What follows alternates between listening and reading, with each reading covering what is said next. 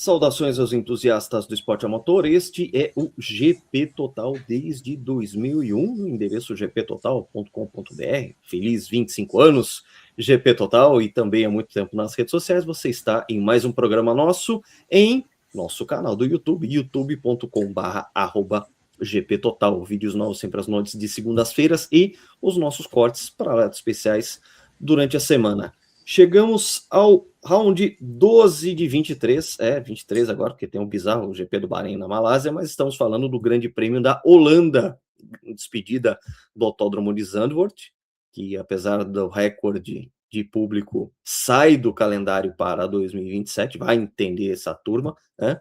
Mas tivemos um Grande Prêmio agitado, vitória de Lando Norris, a segunda dele seguida, uma McLaren ressurgida, uma McLaren que foi certamente a melhor equipe de 24 e 25, agora em 26 parece ter retomado o caminho das vitórias e da competitividade, com pódio fechado pelos dois pilotos da Mercedes, com Kimi Antonelli líder do campeonato mais uma vez, à frente do George Russell terceiro, que pegou um pódio ali meio na sorte, né?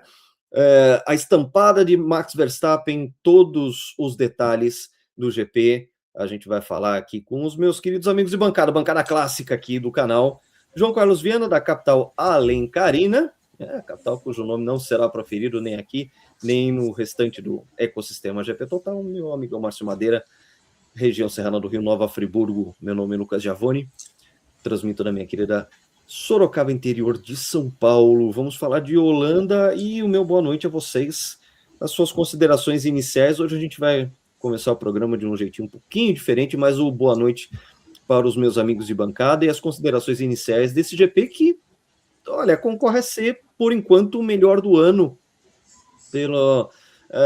pelas variáveis em jogo, pela própria performance do Lando Norris, coloca um tempero diferente em um campeonato que parecia ser condenado a um monopólio Mercedes, enfim. João, boa noite. Suas considerações sobre o Grande Prêmio da Holanda, que sim, foi positivo. Boa noite, Lucas. Boa noite, Márcio. Boa noite quem nos assiste. Bom dia, boa tarde, apertado Zendo. Foi um grande prêmio de Zandvoort que superou bem as expectativas, né? A gente teve uma corrida sprint bem morna, bem chatinha, todo mundo reclamando. O circuito de Zandvoort, a gente vai falar um pouquinho mais sobre isso mais tarde. Circuito estreito, circuito que tem marca de Helmut Tilke.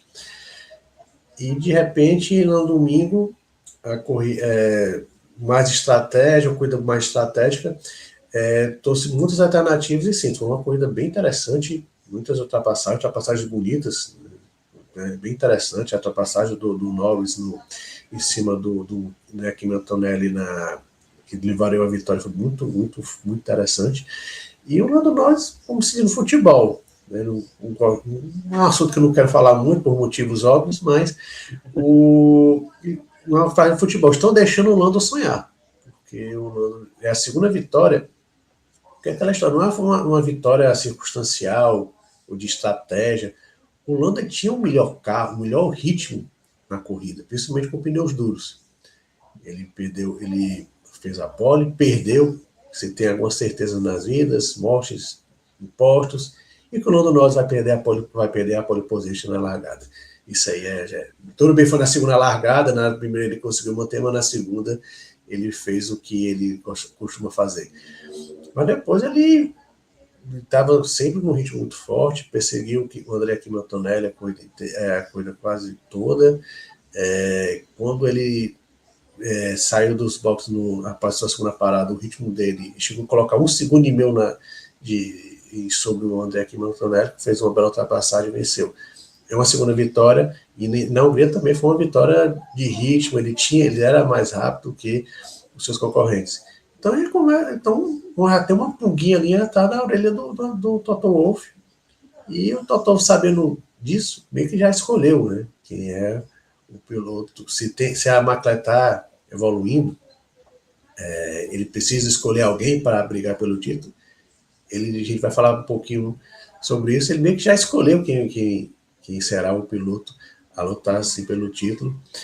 Mas O Norris está mais de 80 pontos atrás do Zé Antonelli, assumiu a quarta posição, ele ultrapassou o Leclerc no campeonato.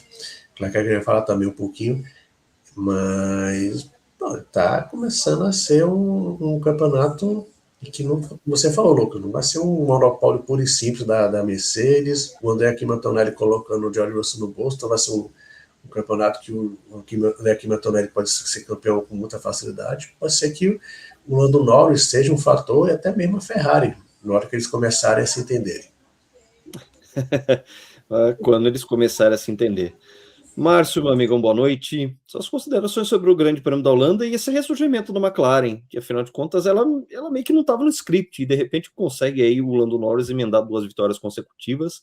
A gente sempre estava enxergando a Ferrari como a maior ameaça ao monopólio Mercedes, que estava pintando desde que esse regulamento foi proposto, tem se falado ter sido loas a Mercedes e sua grande eficiência, que ia ser um novo 2014, que foi realmente um massacre da Serra Elétrica por parte da Mercedes. Elementos novos nessa despedida de Zandvoort. Boa noite, amigão.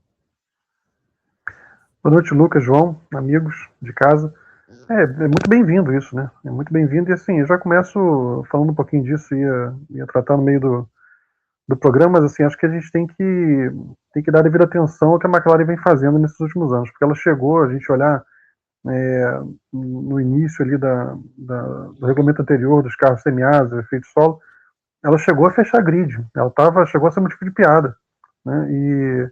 E ela conseguiu um salto que é muito difícil atualmente. Hoje em dia o regulamento é muito engessado, a gente já conversou sobre isso muitas vezes.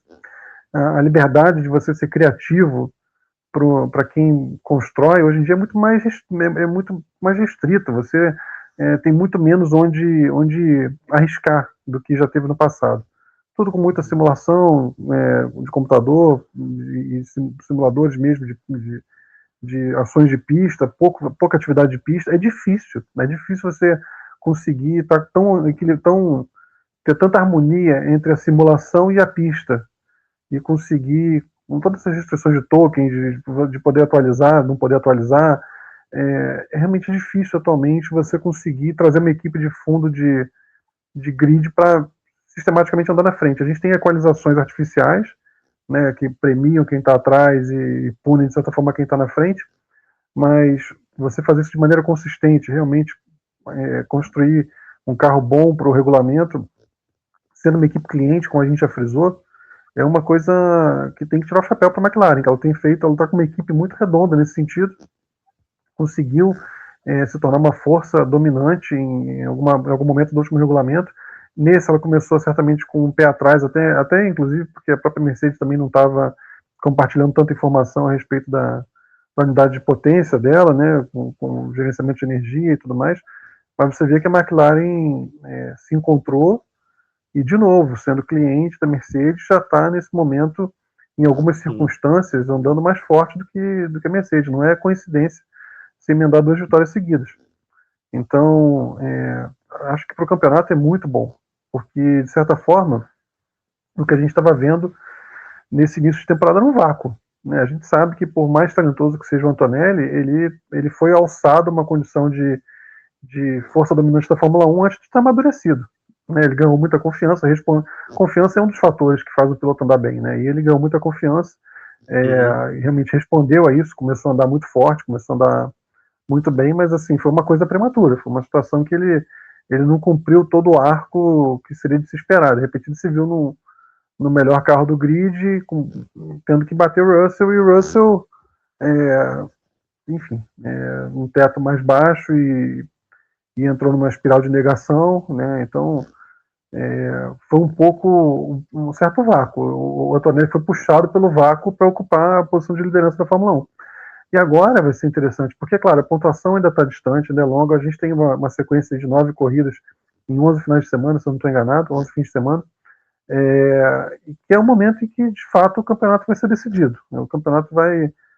agora está todo mundo já consciente do panorama esportivo desse novo regulamento, e é o momento, é a sequência agora em que vai ter muita pontuação. E esse ano a gente está tendo abandonos, coisa que a gente não tinha regularmente há muito tempo. Esse ano voltou a ter abandono, voltou a ter tráfego, coisa que também não tinha há bastante tempo. Então, é uma situação que, se você olha só matematicamente, campeonato muito encaminhado. Mas, na prática, você emenda uma sequência de 3, 4 vitórias, se acontece um abandono do Antonelli, algum final de semana ruim, os nervos do menino começam a ser testados, né? E assim, a gente lembra muito bem, por exemplo, de Lewis Hamilton, quando foi vencer o primeiro campeonato lá em 2007, como é que o peso que bateu, e até em 2008 também. Em 2008 ele também quase bota a perder aquele campeonato. O primeiro campeonato é uma coisa que pesa muito. A gente lembra da largada já. Para muita fácil ali. Pois é, até o Piastri no ano passado, de certa forma, quer dizer, houve aquela situação de diferença de desenvolvimento da equipe e tal, mas você ganhar o primeiro, igual o tenista, ganhar o primeiro grande slam, o braço começa a querer encurtar nos pontos finais ali, é complicado. Então, a gente seria muito interessante para o campeonato ver o Antonelli ser testado nesse sentido, e ver como é que ele vai reagir à pressão, né? Porque uma coisa não você só está campeonato, a gente entender quem é o Antonelli, né? Quanto ele vai, quanto ele aguenta a pressão, né?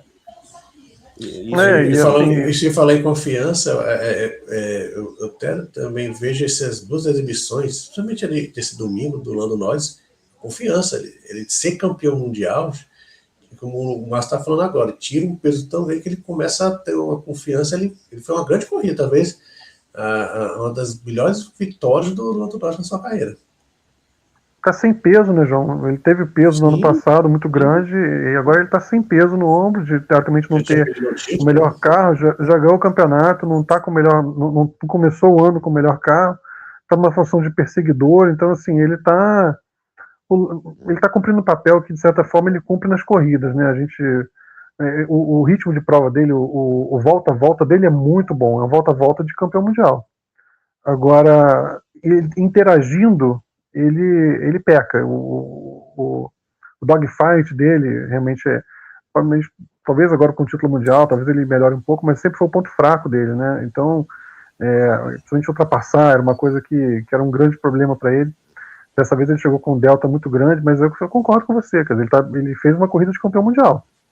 Fez uma corrida de alguém que estava andando com um ritmo muito forte, e que correu sem pressão. Então, assim, talento a gente sempre viu nele, né? A gente sempre viu essas qualidades dele, e é muito bom que agora ele comece a assumir esse papel de campeão do mundo, de correr como campeão do mundo, e de ir para cima. Seria muito bom para o campeonato a gente ver a Ferrari melhorando um pouquinho que seja, embora ela tenha que melhorar muito problemas internos, problemas de gestão, mas assim, principalmente problemas de gestão.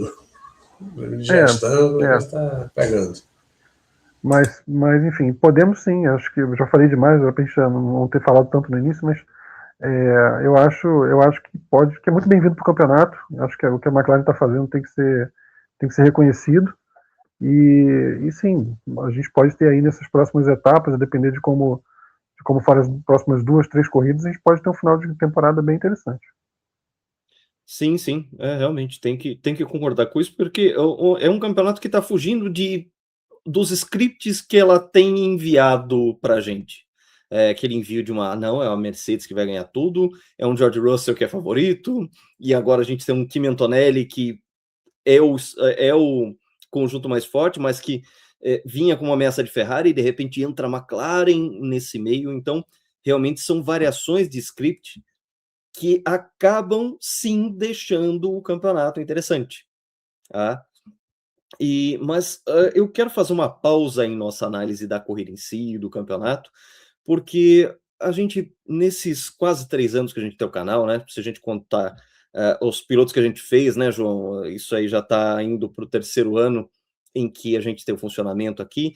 A gente recebe a manifestação, né, de quem acompanha a gente por aqui, assim como também no site, nas redes sociais. A maioria dos textos, felizmente, né, as manifestações, felizmente, são de elogios a gente, que, claro, ajuda e incentiva a gente a continuar o nosso trabalho aqui, mesmo que, às vezes, remando contra a maré de algoritmos e de formatos e de propostas de conteúdo, a gente se mantém firme aqui, sabendo que tem gente que Tá gostando, a gente sabe que a gente é um canal de nicho, tanto nos sites, nas redes sociais, quanto aqui, a gente sabe que a gente é um canal pequenininho, mas que cresce dia a dia, a gente faz o nosso trabalho de formiguinha, mas eu separei aqui, e a gente fez questão de pensar esse comentário, porque ele é uma crítica construtiva para a gente, tá?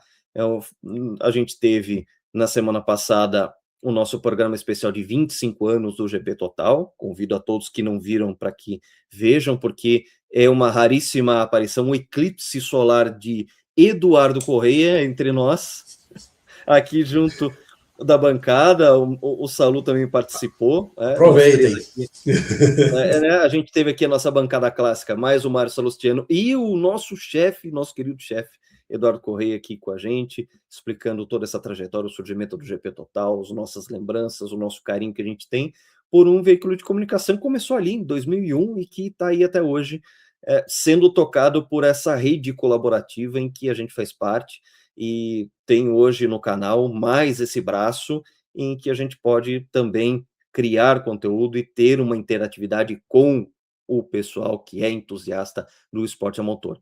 E a gente separou aqui uma mensagem do R.C. Suardi, justamente no programa da semana passada. Eu vou ler a carta inteira, primeiro porque ela é breve, mas ela traz uma crítica construtiva que a gente vai, claro, olhar ela como analisar ela e entender ela e repercutir aqui e poder responder essa crítica. Vamos lá, abre aspas.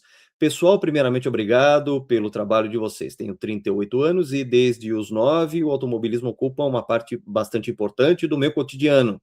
Minha adolescência foi toda nos cartódromos, inclusive quase terminei prematuramente minha vida aos 12 anos em um acidente no Campeonato Paulista, o que em nada me afastou do esporte.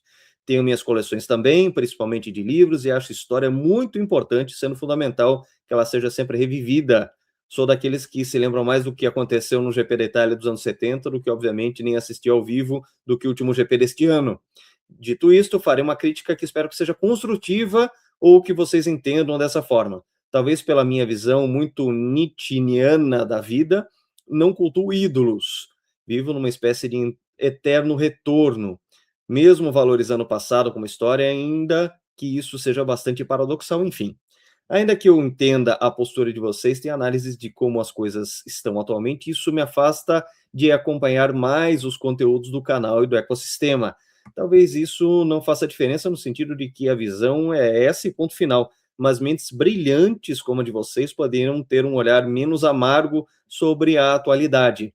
Sempre é algo positivo, sempre há muita riqueza a ser descoberta, não só no passado. Espero que entendam o que eu quis dizer, vindo de alguém que valoriza muito o passado. Admiro muito o trabalho de vocês e continuarei sempre acompanhando.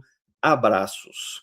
Portanto, está aí lida a manifestação do RC Suardi, e sim, meu amigo Suardi, a gente entende esse lado, e a gente está num momento crítico no esporte, então eu já faço aqui uma meia-culpa de que, olha, está sendo difícil a gente analisar pelo bright side das coisas. Eu já vou passar a palavra aqui para vocês, claro, vocês também vão querer se manifestar quanto a isso, mas a gente está numa fase em que realmente o regulamento técnico é muito complicado. Veja, nesse Grande Prêmio da Holanda, Zandvoort é uma pista que sofre menos desse super clipping, e a gente teve corridas que a gente tem uma corrida que encaixou muito melhor do que em outras pistas. A gente vai ter Monza daqui 2 semanas, vai ser mais complicado, né?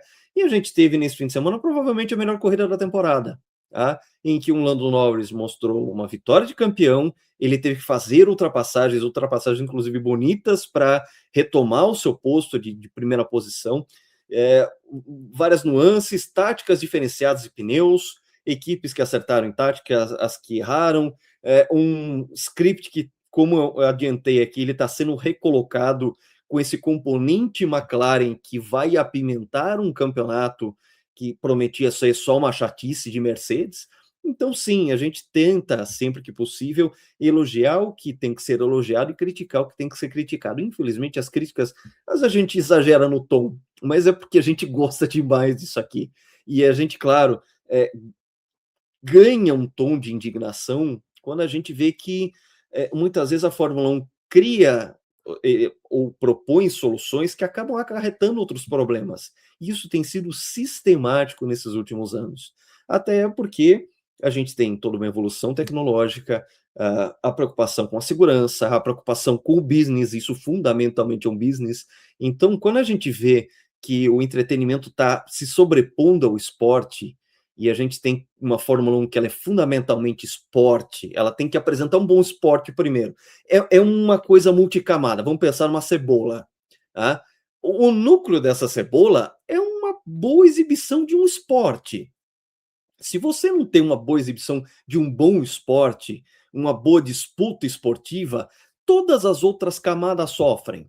E a gente não pode colocar as outras camadas como sendo mais importantes. A gente tem que ter como base uma boa disputa esportiva. E que, no fim, acaba sendo um bom entretenimento, uma boa venda de produtos e serviços e de streaming, e venda de camiseta, e ingressos para GPs, e ativações publicitárias 1000, tá? Então, a gente tem esse lado em que a gente tenta salvaguardar fundamentalmente o esporte, que é coisa que... por que a gente valoriza tanto o passado? Porque essa camada primeva ainda estava lá um pouco mais intacta, e ela foi sendo deixada de lado e de segundo plano com o passar dos anos e com a profissionalização, com os interesses, com gente menos comprometida com o esporte e mais com a grana, o que é um processo também absolutamente natural.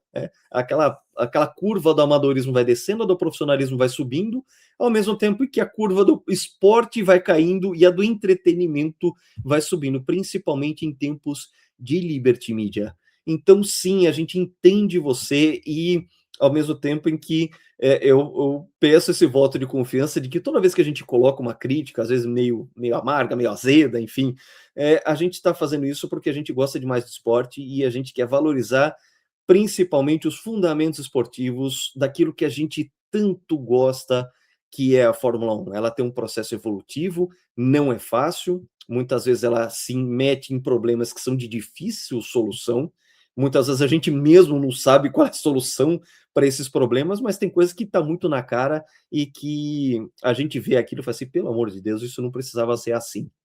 Então essas são as minhas considerações, mais uma vez agradecendo e pedindo sim, por favor, se manifestem nos nossos canais de comunicação também, porque a gente não é feito só de teimosia e de falar assim, não, a gente vai fazer assim e pronto. A gente sempre está aberto a críticas construtivas como essa do Suárez, que eu agradeço mais uma vez. Passo a bola para quem? Quem quer começar?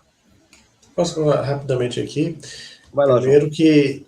Obrigado, RC Suárez, não sei se o RC é Roberto Carlos, Guizeli, mas Suárez, obrigado aí pelo comentário. Convido outras pessoas que estão aqui acompanhando o nosso trabalho, escrevam, a gente está aqui aberto a essas críticas construtivas, foi uma crítica muito interessante, antes de começar a gravar, a gente conversa um pouco, a gente estava falando que talvez a gente se repita um pouco nas nossas críticas, mas em certo momento a gente tem que meter o dedo na ferida. Né? Silverstone e Spa são duas pistas magníficas, tradicionais, são palcos históricos da Fórmula 1, e tiveram corridas horrorosas por causa desse regulamento atual. Então a gente não poderia ficar simplesmente só falando da corrida, o vencedor teve essa situação, teve essa e pronto. A gente tem que sim meter a boca no trombone, como falaram os antigos, né? A gente falou tanta coisa antiga, um pouco no trombone, é um novo, um dia aqui no Ceará. Então, assim, a gente passa recibo de tio. Mas vamos lá, vamos para frente. Então, assim, a gente tem que... A gente, às vezes, tem que falar, e provavelmente, na próxima corrida, que a gente vai falar no GP da Itália, que é o outro palco histórico que é Mônaco, a gente vai estar aqui sentando na rua, mas obrigado, Suárez, pelo comentário. A gente vai... vamos continuar criticar, porque quer ser criticado, elogiar o Zandvoort foi talvez a melhor corrida do ano, e nem precisou 120 ultrapassagens, estou criticando aqui de novo o regulamento. mas foi uma grande corrida. Da gente. É muito difícil o nosso trabalho. É um... Mas foi uma grande corrida. Tem Max Verstappen para a gente lutar, como a gente sempre vai falando bem dele, como o cara é genial. Fernando Alonso, Lewis Hamilton, Lando Norris, os prospectos agora, como é o caso do Kimi Antonelli. Então, assim, a gente queria falar mais bem do que mal, mas infelizmente a Fórmula 1 não deixa, né? Mas, assim, obrigado mesmo e convido outras pessoas que nos assistem aqui comentar. A gente não promete ler todos os comentários, mas, assim, pode ter certeza que a gente lê aqui no vídeo, mas a gente está vendo tudo que está sendo falado da gente aqui, sim. Obrigado, Suárez. Eu trouxe na verdade, eu tento responder todos os comentários que a gente recebe, né? Atualizo, sei lá, 2, 3 vezes por semana eu vou dar uma olhadinha nos comentários e tento responder todos eles. Trouxe aqui para o debate porque, assim, valorizo muito crítica construtiva, gosto muito, ajuda muito. Nem todo mundo a gente concorda sempre. Eu até falei isso aqui quando participei do programa com o Arlindo, que já tive muitas discordâncias com o Arlindo e aprendi muito com ele justamente por causa disso. Quer dizer, justamente por discordar em muita coisa, eu aprendi muita coisa com ele. O Eduardo, nosso chefe, eu chamo ele de meu discordante favorito, porque a gente vive discordando em um monte de coisa, e eu adoro isso, porque me confronta com uma maneira de pensar diferente. Então o Eduardo falou muito bem aqui que a gente somos amantes de Fórmula 1, de esporte motor, amantes de texto, e eu acrescento, amantes de um bom debate também, todos nós, não concordamos entre nós mesmos em tudo, então um bom debate sempre enriquece, né? A visão diferente sempre enriquece. Eu e o Lucas, a gente trabalha junto desde a época da Última Volta, em 2008, e a gente sempre foi muito crítico do que a gente não gostava nos regulamentos, mas a intenção sempre foi construtiva. A intenção sempre foi mostrar, olha, podia ser melhor se não tivesse isso. E a gente começou a ver coisas como lastro, grid invertido, agora tem o BOP. São situações que engenharia reversa, né? Você vai mudando, vai tentando criar competitividade por engenharia reversa. E muita coisa que a gente não gosta, como a troca obrigatória de pneus, e o fato de ter que usar 2 pneus, o parque fechado, quando tem situação de chuva, por exemplo. Tem muita coisa que a gente critica aqui, e critica com boa intenção. Tá? A gente não está querendo ser intencionalmente amargo. É claro que a gente às vezes acaba soando assim, às vezes acaba até sendo, mas quem acompanha o canal já viu a gente se emocionar algumas vezes, de tanto que a gente ama a Fórmula 1, a gente ama esse esporte. E naturalmente nos dói ver certas coisas, né? Mas a gente sempre acolhe, estamos aqui abertos a críticas construtivas como essa, são sempre muito bem-vindas, não quer dizer que eventualmente a gente vai, como o João falou, ler sempre no programa, ou mesmo mudar, às vezes, uma postura, uma abordagem que seja o nosso cerne, mas a gente sempre vai levar em consideração e sempre aprende. Uma crítica construtiva sempre faz a gente refletir, sempre faz a gente aprender, sempre acrescenta ao debate e com certeza vai ter pessoas que vão concordar também, então, com o que está sendo exposto. E até convidei o Suárez a tomar parte de um programa com a gente aqui, se quiser em algum momento defender os pontos de vista dele, num debate amplo que vai todo mundo sempre respeitar. Eu refaço o convite. E é isso, estimular o pessoal a dar retorno, e nem precisa ser sempre um retorno positivo. Às vezes, se não gostou de alguma coisa, ou acha que pode melhorar alguma coisa, a gente está super aberto a ouvir, a considerar, porque a gente não está aqui também só para, como eu falei com o Suárez, não somos donos da verdade, nem queremos ser, não temos essa pretensão, não. A gente expõe, dá a cara a tapa aqui mesmo, com nossas opiniões, a gente sempre tenta justificar as opiniões, geralmente a gente não traz aqui opiniões gratuitas, a gente tenta justificar, o que não obriga ninguém a concordar com elas, né? E naturalmente em alguns casos, como são situações crônicas, a gente acaba às vezes tendo que comentar de maneira um pouco reincidente e pode ficar um pouco cansativo, mas a intenção sempre a gente agir de acordo com o que a gente acredita que possa ser melhor, né? A intenção da gente era ver corridas realmente honestas e que a gente gosta de acompanhar, porque é o que a gente faz isso aqui por amor. Então, mais uma vez, Suárez, obrigado pela crítica construtiva.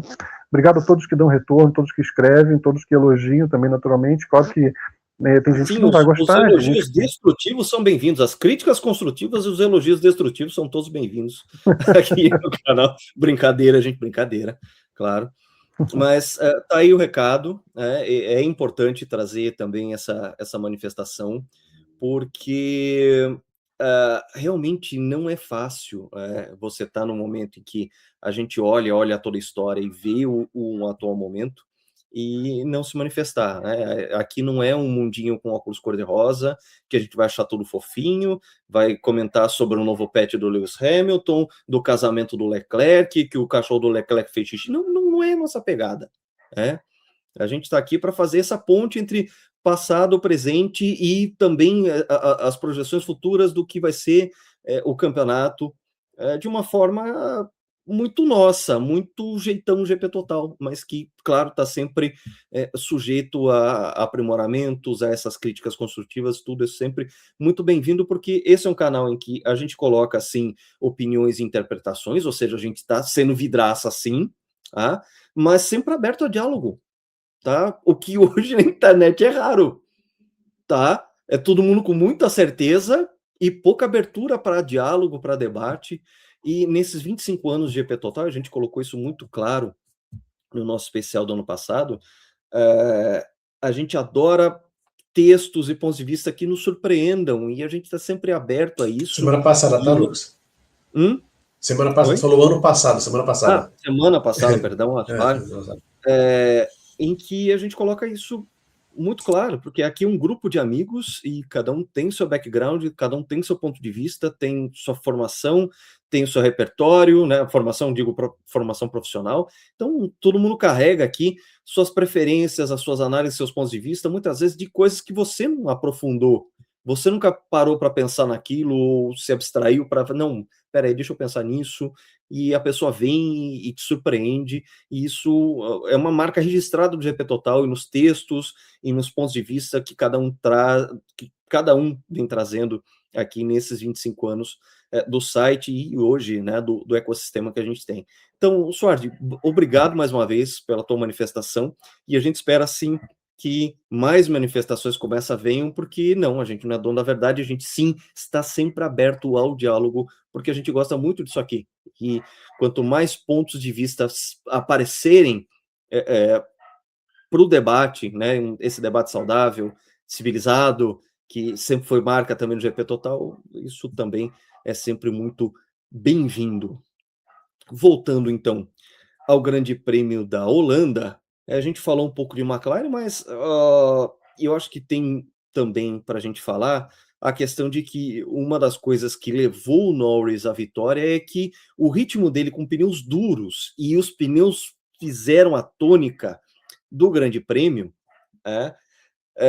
foi um fator preponderante, porque a Mercedes não rendeu bem com pneus duros, mas o Lando, sobretudo o Lando, né, a gente vai falar do Piastri um pouco também, aquilo ali foi um momento fundamental, porque ele inclusive partiu para cima para fazer as ultrapassagens que lhe renderam a vitória, com pneus duros e num ritmo avassalador.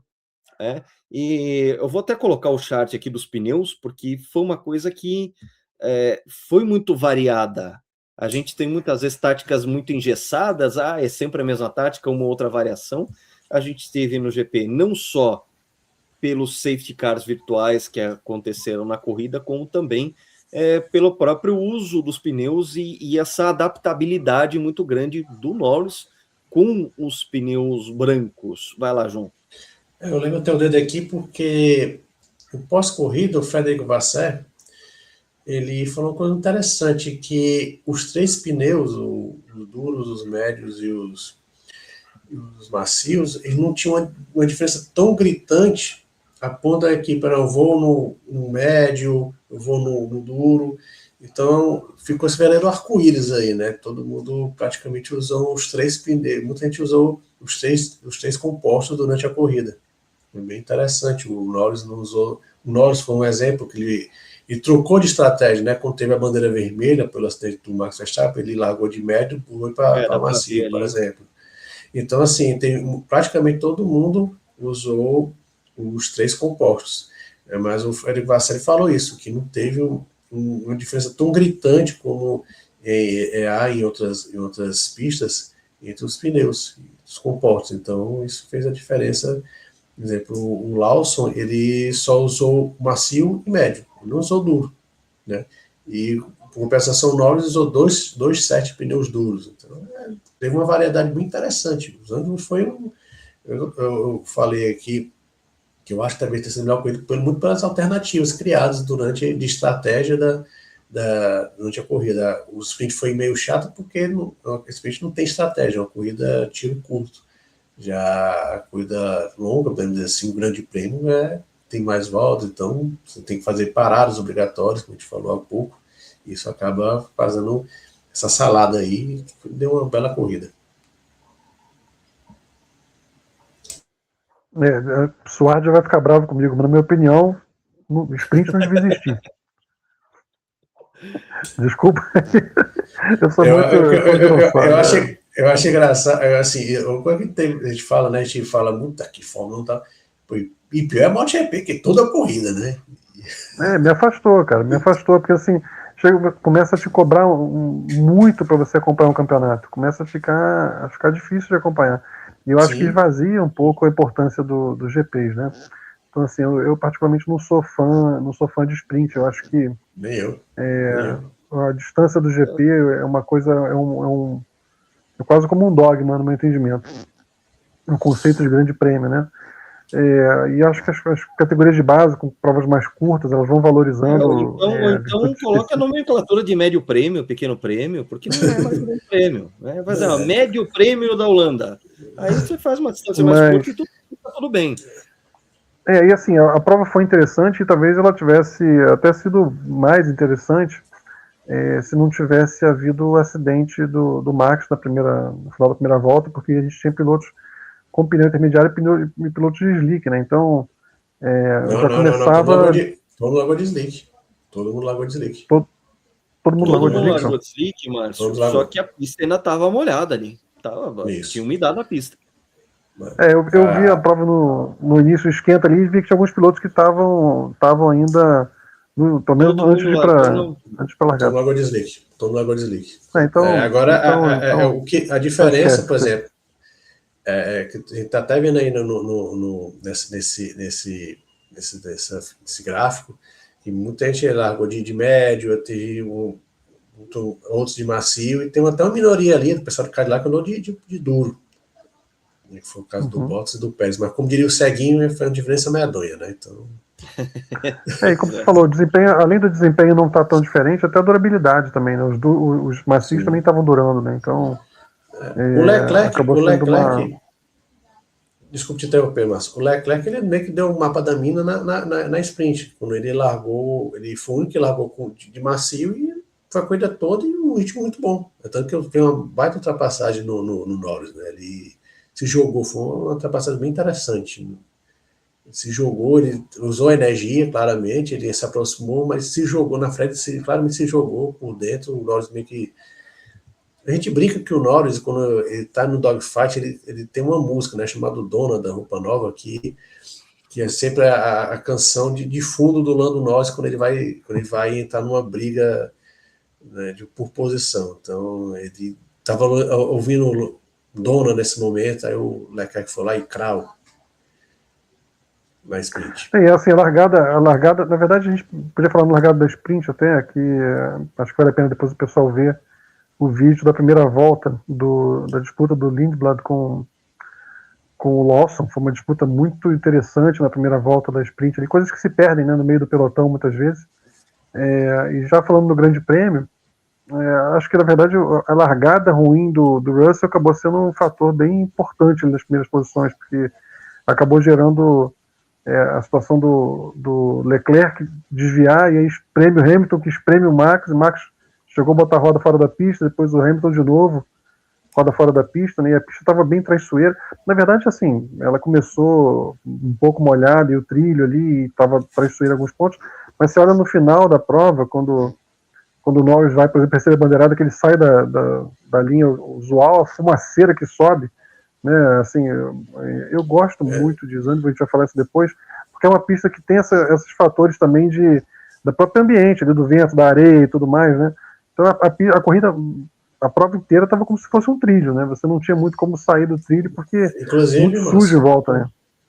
Inclusive, acho que é na curva 7, 6 ou 7, tinha muita areia ali. Não foi só depois da corrida, não. Durante a corrida subiu um areião ali, e com certeza era um vento, né? A pista era do lado da praia, então ali ventando muito, levava areia para a pista e subiu um areião danado ali. É uma pista que tem esses fatores todos, né? E a gente vai falar ainda sobre pista mais no final do programa, mas no momento a gente vai ter uma pista que acrescenta muito. A gente vai voltar a esse tema depois, mas, enfim, a primeira volta acabou sendo importante por tudo isso, né? No caso do Max, vinha forçando, né, bastante. É uma oportunidade, sempre que tem pista molhada, é uma oportunidade, às vezes, de você compensar uma deficiência de equipamento, né? E ele vem sempre é um racer, né? Sempre vem com a faca entre os dentes. No caso do Bortoleto também, a rodada dele, você olha que ele tinha dado umas três desgarradas já antes, ele conseguiu controlar, e depois o carro roda de vez. Aliás, sobre o Max ainda, vale a pena comentar que a gente fez uma análise recentemente, né, do GP da Alemanha de 76, o acidente de Niki Lauda, e a dinâmica do Max foi muito parecida com a dinâmica do acidente do Lauda, muito parecida mesmo, que ele começa a rodar, e aquela curva essencialmente é uma curva de oval, né, a curva tem 18 graus de inclinação. Diz tudo. E aí no que ele consertou, teve o tal do sudden grip, que foi a mesma coisa que aconteceu com o Lauda, né? E o carro chicoteia e vai na direção oposta. Eu até falei na hora que se fosse nos anos 70, aquela batida do Max teria machucado bastante, porque tinha bastante energia ali, o ângulo que bateu, né?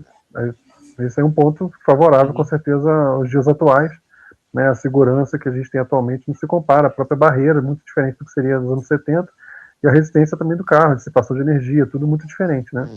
E poderia ter sido ainda muito pior se não fossem os reflexos incríveis de Nico Hülkenberg também para evitar o Bortoleto, que foi também uma coisa assim assustador. Você vê no quadro a quadro ali, ele topa com o Bortoleto em T, e ele conseguiu muito rapidamente fazer a leitura do movimento do Gabriel, para que lado que ele tinha que ir. Ele entendeu muito rápido qual era os próximos movimentos do carro do companheiro de equipe, reduziu a velocidade, deu uma guinada na última hora. Foi realmente uma manobra de se aplaudir ali. O Hülkenberg, o que ele fez para conseguir evitar o Bortoleto foi fantástico. A experiência dele valeu muito ali. E o reflexo está em dia ainda, porque foi 39, né? muita calma para conseguir, como eu falei, identificar o movimento do carro, conseguir antever o que ia acontecer e conseguir tirar em tudo muito pouco tempo. Muito pouco tempo. Lembrou até, João, o goleiro Fábio, de um certo time aí. Verdade. Que por acaso eu tô com 45 anos. Pois é. 46 já. Lembrou o goleiro Fábio aí, com o nosso Matusalém das Laranjeiras, que continua com reflexo em dia. O Hülkenberg tá igualzinho. O Matusalém da Audi ali foi bem ali. E, na verdade, aquela parte da pista era a única que ainda estava molhada, né? A pista tinha chovido, até coloquei esse final de semana choveu muito na hora errada, né? Choveu logo depois da bandeira da sprint, nos minutos finais do Q3 e 10 minutos antes da largada. E até agora a gente já tá bem dizendo, final de agosto, não tivemos nenhuma sessão em pista molhada, né, com esses carros novos. Então, essa é uma oportunidade, mas não aconteceu. Mas a área Luindijk, que é aquela curva, a última curva, era a única que estava molhada, justamente talvez o melhor piloto do grid, que foi surpreendido e bateu com vontade, como o Márcio falou. Se fosse em outros anos, ele poderia ser muito perigoso. E precisa dizer do Bortoleto, né? Ser uma batida em T, em cheio, né? Que aquela curva é rápida. Vai ver que o Quebec tá bem de reflexo. Sim, certamente. Mas eu peguei aqui, ó, uma foto muito interessante do momento em que as coisas estavam acontecendo. Em que o Max já tinha feito aquela chicotada, bateu, estava voltando e o Bortoleto estava no seu 360. Foi um acidente potencialmente muito perigoso. Olha, tinha depois do Verstappen, tinha 4 carros ali. Tem essa mureta próxima, né? Por mais que fosse safer barrier, dá para ver ali que é naquele estilo do oval americano mesmo, que você tem aquele muro macio, né? Ele absorve boa parte do impacto, mesmo assim... Mas ele chicoteia, um da desvantagem desse mundo, o soft shock, ele meio que chicoteia para o meio da pista. Você E vinha volta pra 4... pista. Né? Aí Não vinha, tem mundo ideal também, mas aí realmente... vinham 4 carros aí, vinham 4 carros aí rápidos, podia ter acertado o Verstappen cheio. Olha, bem... Foi um acidente potencialmente muito perigoso. Muito perigoso. E o que eu cheguei a falar no momento da transmissão, falei no nosso grupo lá, que a gente passou perto do que aconteceu, por exemplo, no GP da Austrália de 2002, né, que teve um acidente na largada que tirou um monte de gente, depois a corrida acabou ficando meio esvaziada. Podia ter, assim, teve muita habilidade de muito piloto ali para conseguir evitar uma coisa mais séria. Eu falei, claro, do Hülkenberg, que foi o grande destaque, mas a própria dinâmica envolvendo o Russell, como eu falei, Leclerc, Hamilton e Verstappen, nas primeiras, na linha de largada e na primeira curva também foi... Muita gente conseguiu se evitar ali por muito pouco, porque logo depois também vem aquela curva que eu gosto também, inclinada à esquerda, bem de raio curto, né? Pois é. E ali também muita gente... É uma curva que admite mais de uma trajetória, então muita gente fica muito próxima ali. Zandvoort, apesar de ser estreita, ela admite em boa parte da pista que você faça lado a lado. A gente viu isso justamente nessa situação que eu falei do Lawson e do Lindblad na primeira volta na sprint. Teve Lawson e Verstappen na GP, né? Lawson e Verstappen também, até a curva 3 lado a lado ali. Foi. Lado a lado. São várias curvas que admitem isso, né? A gente via muito isso na Tarzan antigamente, né? Ultrapassagens por fora na Tarzan era uma coisa até certo ponto usual, acontecia.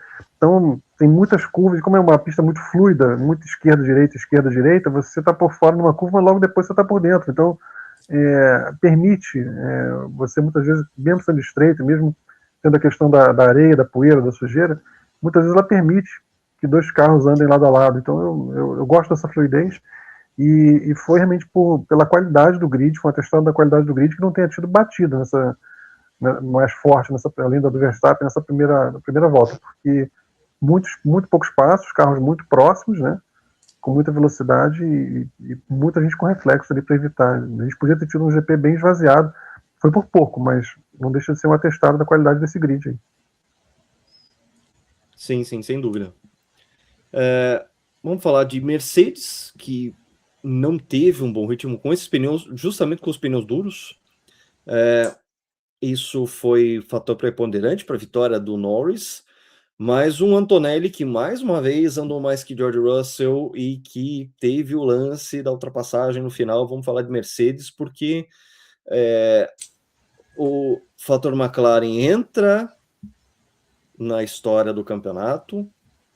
A Mercedes ela é muito pragmática. Quando tem esse tipo de situação, Toto Wolff não quer repetir um Hamilton-Rosberg que ele já teve que aguentar por vários anos. Mercedes, gente, né? O Kimi Antonelli na frente ainda, só que, como a gente adiantou aqui, ele pode entrar em uma maneira de ser testado, de estar sob pressão, de ser líder do campeonato, de ter que lidar com um equipamento que agora pode não ser o mais competitivo do grid. A gente está aí no limiar de cravar que hoje o conjunto Norris-McLaren voltou a ser o mais competitivo. Então a Mercedes aí com várias nuances para a gente lidar desse grande prêmio da Holanda. Vai lá, João, vou começar com você. Vamos falar também uma coisa do Russell. O Russell ele estava dando mais que o Antonelli ao final de semana inteiro. Ele foi mais rápido no treino livre, fez a pole da sprint, venceu a sprint e largou na frente do Antonelli no grid. O problema foi que a partir daí, assim que o Antonelli largou melhor do que o Russell foi totalmente dominado pelo Antonelli. Isso acabou facilitando, acho que é o ponto crucial da Mercedes em Zandvoort, acabou facilitando a escolha do Toto Wolff. Olha, tá vendo, a McLaren está crescendo, a McLaren já desde 2023 ela sempre evolui muito durante o ano, consegue um desenvolvimento muito forte, o mérito total da equipe lá de André Stella, daquela turma, mas ele olhou assim, olha, precisa escolher alguém. Olhou para o campeonato, olhou para o desempenho, principalmente, do André Kimi Antonelli. Isso ficou claro quando Desculpa. No último safety car virtual, o Antonelli fez a sua parada, o Russell não, o Russell ficou em segundo. O Antonelli, muito mais rápido, se aproximou, e a equipe diz, deixa passar. O Russell daqui, ele tem certeza que ele vai brigar com o Norris? Deixa passar. E o George Russell, uma coisa até coloquei na coluna, ele poderia sim ter batido o pé, ter tentado marcar território dentro da Mercedes. Não, deixou passar, e depois ele ficou longe, não era para ter passado o mesmo, ele estava lá na minha frente, e merecia estar. Ou seja, o George Russell, mesmo a contragosto dele, ele vai se tornar um segundo piloto, um Mark Webber, um David Coulthard da vida. Está muito claro, e numa briga pelo título, se tiver uma briga, né, a gente está aqui só com só especulando, como falei, a diferença do Antonelli para o Norris é de mais de 80 pontos. Mas, no ano passado, o Tony Max Verstappen chegou a ter 104 pontos de desvantagem com o Piastri e só chegou na frente do Piastri e só um ponto do Norris. Então, vai ter muita corrida seguida nas próximas semanas, tem praticamente são 8 corridas em 11 finais de semana, então vai ter muito ponto à disposição.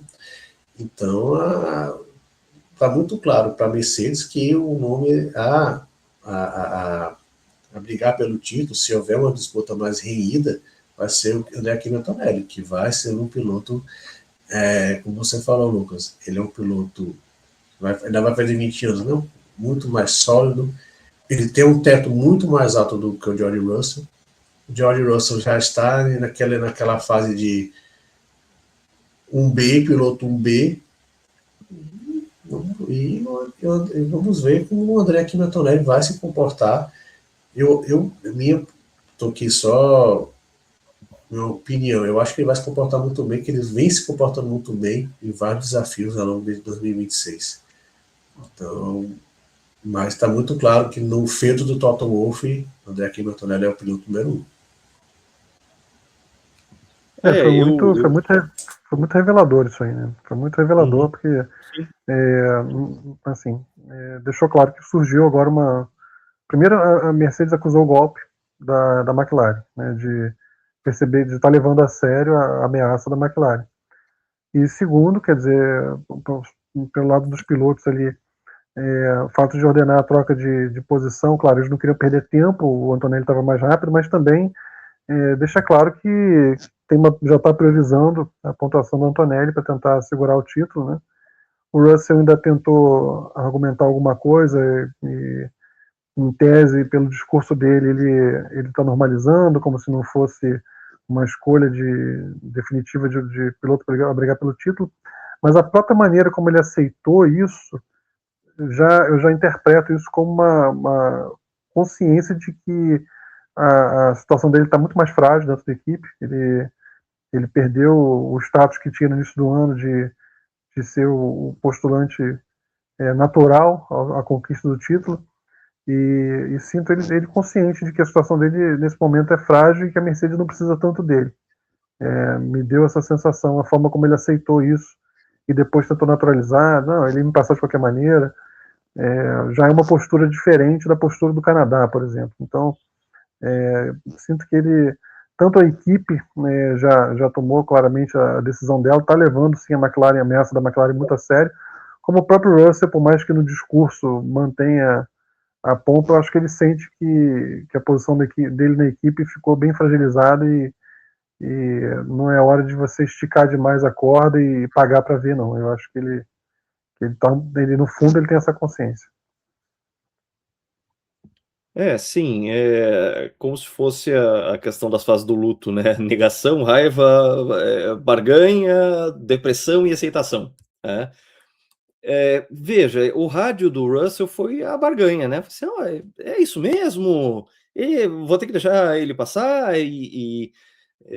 sabe? E aí a gente vai ver, no fim das contas, qual é o estágio de fase de luto, porque realmente... Pro Toto, a coisa já está decidida. Né, João? Vai.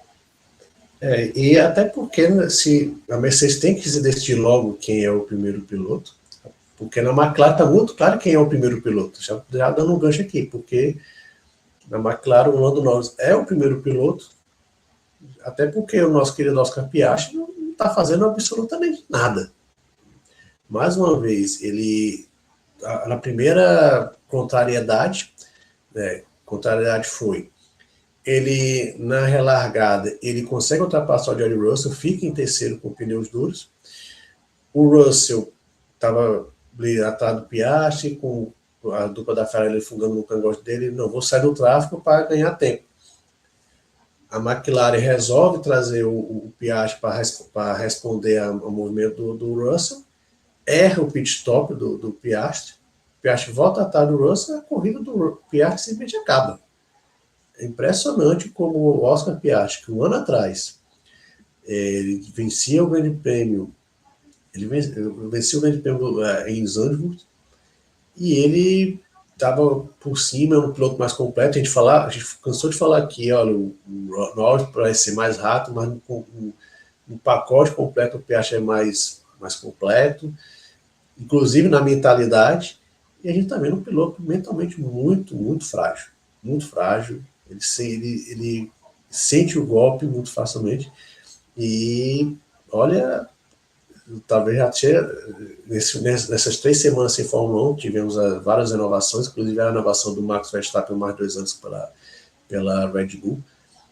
Olha, que talvez seja na hora do Oscar Piastri pensar em fazer em outras equipes, em outro desafio, porque na McLaren está muito complicado.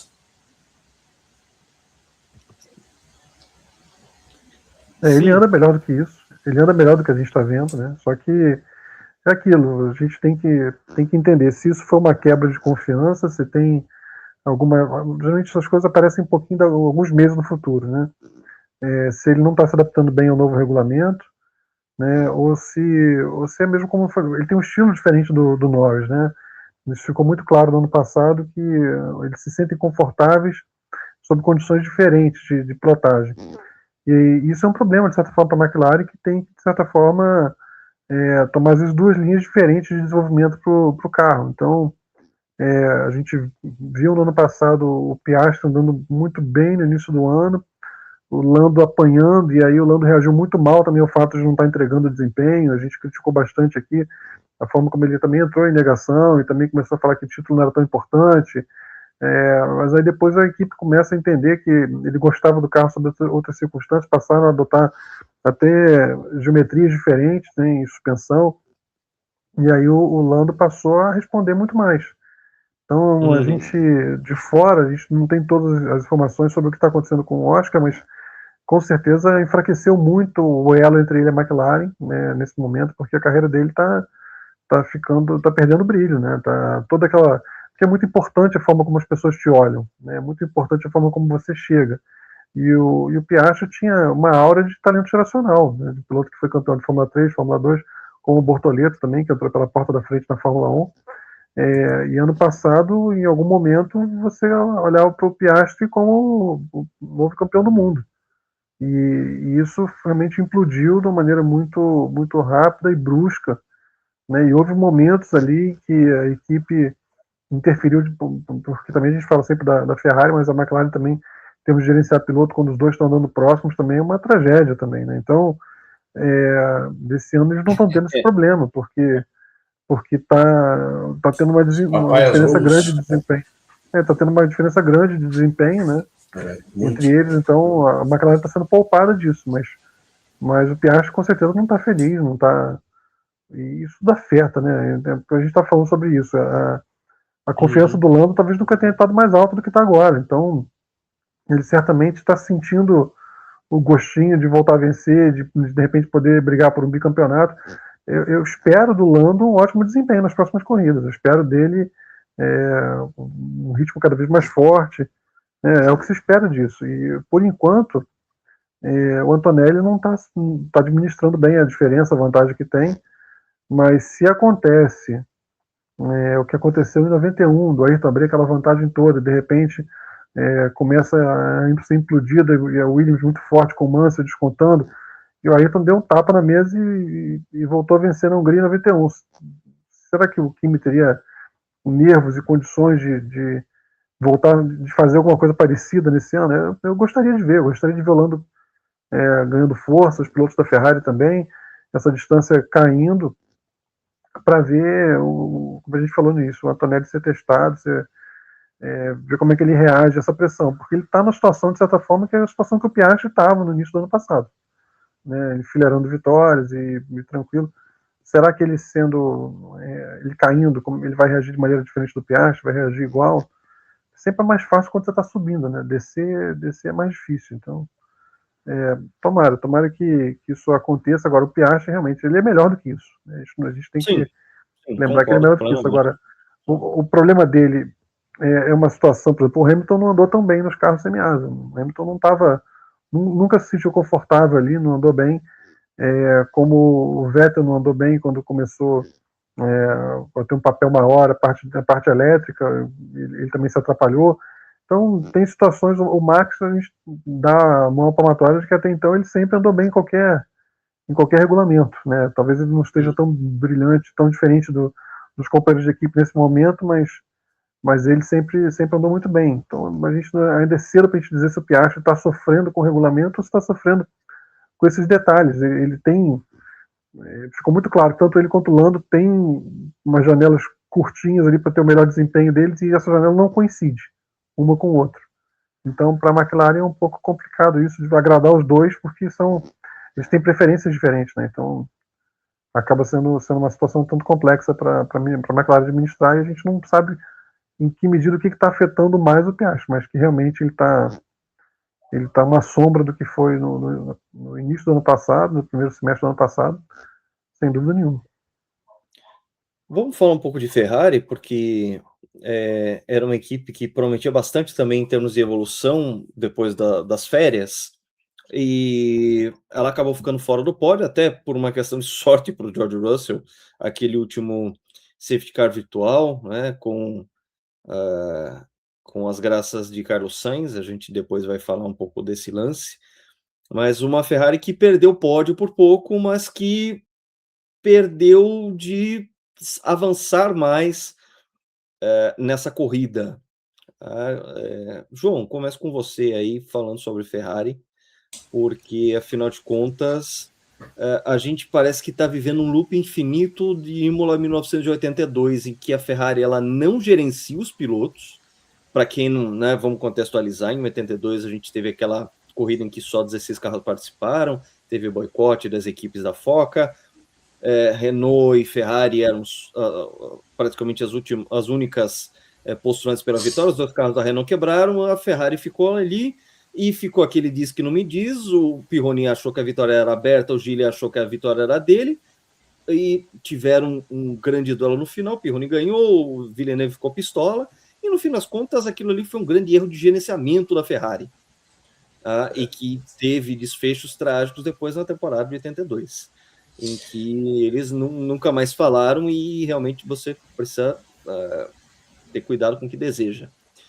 Mas a gente vê de novo esse problema de gerenciamento de piloto, porque fizeram com o Leclerc, assim, não, a gente bota ele para um pit stop para não precisar pedir para ele abrir caminho para o Hamilton, e ele saca, e aí ele piora a situação, os dois perdem tempo, e depois, por causa desse tempinho a mais que teve o Virtual Safety Car, a Ferrari não teve mais possibilidade de ingressar ao pódio.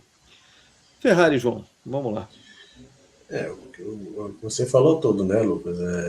A Ferrari, acho que até antes de 82 já tinha muitas essas conversas de falta de gerenciamento. Desde o Deportago falava que o outro piloto ia ganhar dele, o Enzo Ferrari tinha dito que ele ia ganhar dele, o outro piloto não, ele disse também que vai ganhar de você.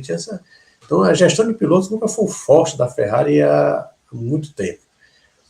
E quando a gente vai para 2026, temos aí dois pilotos que são duas primadonas dentro. Uma bela foto, diga-se. A gente vai ter saudade dessa curva inclinada. Belíssima foto. Tem duas primas donas na equipe. Lewis Hamilton chegou na Ferrari para ser o Michael Schumacher, em 96, chegou para ser campeão pela Ferrari. E o Charles Leclerc, ele é um piloto que foi pensado no kart, foi pela Ferrari, Fórmula 3, Fórmula 2, foi para a Sauber e chegou na Ferrari com aquela história: vamos desenvolver um piloto para ser campeão desde o início. E o Leclerc acredita nisso, teve o contrato renovado recentemente, e os dois estão. Se o George Russell não marcou a seu território dentro da Mercedes, na Ferrari tem dois pilotos querendo marcar território a todo momento, e isso acaba prejudicando os dois. Apesar de que o Hamilton, se ele tivesse ter seus desejos realizados, né, que o Leclerc saísse da sua frente e ele ganhasse um pouquinho mais de tempo, no máximo ele seria terceiro. Ele ia tentar uma parada a menos, mas o ritmo que o Norris, principalmente o Norris, tinha ali nas voltas finais, ele ia ser atropelado pelo Norris. E o Antonelli logo em seguida também ultrapassou, então ele poderia almejar um terceiro lugar. Ele quase conseguiu esse terceiro lugar se não fosse o safety car virtual. Mas, para mim, a minha visão, tá, pessoal? Eu acho que o Leclerc, quando ele foi chamado para a sua segunda parada, ele percebeu que ali era uma ordem de equipe disfarçada, e disse: não, vou ficar aqui na pista. E ficou na pista para prejudicar a corrida do Hamilton. Então, o jogo de equipe na Ferrari, 24 anos depois, praticamente não existe. Mas eu acho que isso explica um pouco porque a Ferrari, por mais que tenha todos os investimentos trocado de chefe de equipe, de piloto, mas já está quase 20 anos em jejum. Eu me lembro quando a gente cresceu na década de 90, sempre falava: a Ferrari está tanto há 15 anos, 18 anos sem ganhar um título. Era um drama, era uma coisa assim que todo mundo falava, era um drama. Acabava o ano a Ferrari, não foi campeã. E a gente está se aproximando já. O último título da Ferrari foi em 2007 com o Kimi Raikkonen, em 2008 foi o Mundial de Construtores. Está quase 20 anos que a Ferrari não ganha, e acho que se explica muito por isso. Aí se falava muito: olha, quando os italianos saírem do comando da equipe, vai melhorar. Tá aí Fred Vasseur, francês, não está tendo nenhuma grande diferença. Na verdade, há dois pilotos que são primas donas querendo sobressair frente ao outro, meio que na conversa, e não está dando certo, está tendo essas dificuldades. A Ferrari sempre está sendo prejudicada. O Hamilton foi chorão, o Leclerc foi chorão, os dois são chorões, na verdade. Os dois são chorões. Os dois estão querendo ser primeiro piloto, afinar força. Lógico, eles estão andando forte, estão fazendo um bom trabalho. O Hamilton está na frente do campeonato. Ele está empatado com o George Russell na liderança do campeonato. Mas, quanto a Ferrari não se entender, ou então ter uma coisa mais drástica, né? Ter um claro primeiro piloto, como foi com o Schumacher, com o Irvine, depois com o Rubens Barrichello, vai ser muito complicada essa situação. A gente está numa situação em que a gente tem Kimi Antonelli 242 pontos, como você disse, João, o Russell e o Hamilton empatados com 183, portanto aí uma distância considerável. A gente está falando aí de 60 pontos, conta de padaria, tá? Estou arredondando. Lando Norris 159, porque já passou o Leclerc, que tem 155, tem aí um gap de quase 30 pontos entre o Hamilton e o Leclerc. Como que a gente administra isso no sentido de que a Ferrari também teria que, em um determinado momento, priorizar algum piloto? Afinal de contas, a gente está falando de um Hamilton que, no fim das contas, está lutando pelo vice-campeonato, que nem parecia ser provável no começo de uma temporada que prometia ser só feita de Mercedes. Como fazer isso também, né?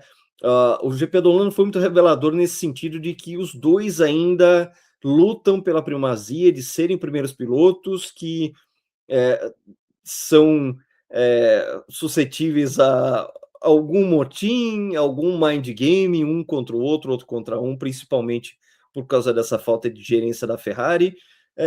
Eu estou perguntando porque eu não tenho uma solução para isso. Eu queria saber o que vocês pensam a respeito disso, porque eu, sinceramente, não tenho uma solução, até porque é o que foi falado. São dois caras que se impactam muito quando tem algum fator negativo que vem contra eles. A gente viu um Hamilton muito perdido ano passado, esse ano está fazendo um campeonato muito melhor. Um velho Hamilton, o Hamilton que a gente gostaria de ter visto ano passado, o que a gente está vendo agora. Enquanto que o Leclerc, que sempre foi uma liderança dentro da Ferrari, está tentando se recuperar, fez um ótimo grande prêmio em Silverstone, só que também continua se impactando quando confrontado com uma situação negativa. Eu pergunto a vocês sem ter resposta. Eu não tenho resposta de como administrar esses dois debaixo do mesmo teto. Vai, Márcio. Eu falei aqui. Nenhum dos dois está acostumado a essa situação, né? O Hamilton, ele sabe que ele no período do carro semi-asa, ele não entregou o tipo de desempenho que ele vinha entregando antigamente, né, anteriormente. E ele teve confronto dentro da equipe com o Alonso e depois foi ter com o Rosberg, mas ele era nitidamente superior ao Rosberg. O Rosberg o enfrentou. O Rosberg é melhor do que geralmente faz a gente acreditar. Se você olhar o Rosberg com atenção, ele era um piloto de mais qualidade do que muitas vezes a gente tende a ali reconhecer. Mas o Hamilton era um piloto superior e estava sempre numa situação um tanto de conforto. O Rosberg muitas vezes pontuou com erros do Hamilton, com falhas mecânicas e, em geral, o Hamilton tinha o upper hand, né? Tinha o último golpe, ele tinha em relação ao Rosberg. Ele agora está se sentindo, o Hamilton estava desanimado, estava perdido, e ele está se sentindo, ele tem falado, lembre quem você é, aquelas coisas, né, de recuperar a autoestima, ajuda, né? Ele tá querendo recuperar a própria autoestima, né, e voltar a ter prazer, e voltar a falar em campeonato, só que o desempenho em pista não está totalmente condizente com isso. Ele voltou a andar bem, ele voltou a se sentir confortável com o carro. Só que a gente olha a pontuação, ele está com uma vantagem em relação ao Leclerc, mas em pista eles alternam muito. Um tem um final de semana um pouco melhor, outro final de semana um pouco melhor, mas em termos de velocidade não tem muito o que você falar entre eles ali. Eles não estão numa situação de discrepância como está a Mercedes, por exemplo, em que o Antonelli se tornou uma escolha mais do que óbvia, quase que obrigatória.